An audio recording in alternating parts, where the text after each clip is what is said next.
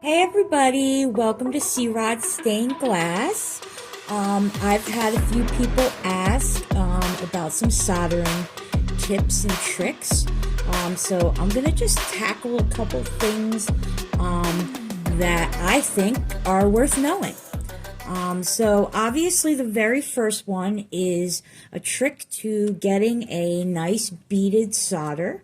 And what that comes down to is the you want to put the solder right here on your iron. Right here is actually the hottest part of your iron. So what you're going to want to do is you're going to want to take the solder and you're just going to want to put it on the hottest part, and you're just going to want to let it hover over your line, and you're just going to let it drip down onto your solder line. And you're going to let it go down and drip all the way down, and you put it right onto that part that's the hottest part there. And you just kind of let it hover over top, and you go lightly along, okay? And you just can do that, you know, along each line. And you can always go back and smooth it out as many times as you need to, okay? You can always go back and you can add more and more. You know, you can get the feel of it however you need to, okay? Now, the second tip is if you drop a piece of solder onto your glass. So sometimes, you know, a bit of solder gets on. Oops, you know, and that happens.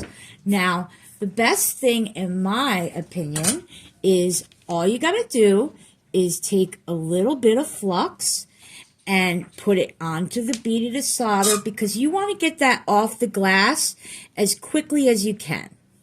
And see, it just comes right up, no problem. Not an issue at all. Okay, tip number 4.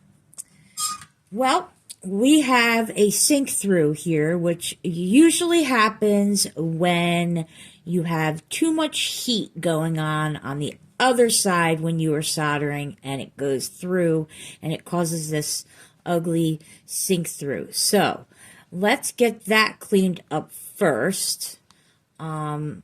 And, you know, like I said, that happens when you have too much heat on the other side and it sinks on through. Now, the tip here is a lot of times people wind up getting too much solder going on the intersecting lines. So when that happens, all you need to do is take it and drag it off. And you can see there's like a bead of solder, and you can just flick it into your little thing. And then the tip, another, so yeah, you can always just, like I said, sometimes there's that a lot too much there, and you just take it and you can just flick it off, and you get this little, and you just flick it into your little side dish with your sponge. A tip to avoid having all of that gather there is, and I know that this seems obvious and it doesn't really seem like the greatest tip, but when you're soldering, instead of going all the way to the intersecting line, you want to just stop a little bit ahead, because you don't need all that solder because it's pulling from all these different angles, and you have to remember that. So you just need to do less. So you got to stop a little bit ahead of your intersecting lines, and then you can just pull the solder that was already on your line into the intersection, and that should be enough to fill the intersection, especially because there's all the other intersecting lines as well. But like I said, if you do get too much going on here, all you have to do is take it and pull it off to the side, and you can just flick off the bead. And like I said too, is if you get any on your glass, you just take a little bit of flux and you put that flux on there, and you want to get that off there as soon as possible. Yeah, so I hope this helps. See you later. Thanks for watching.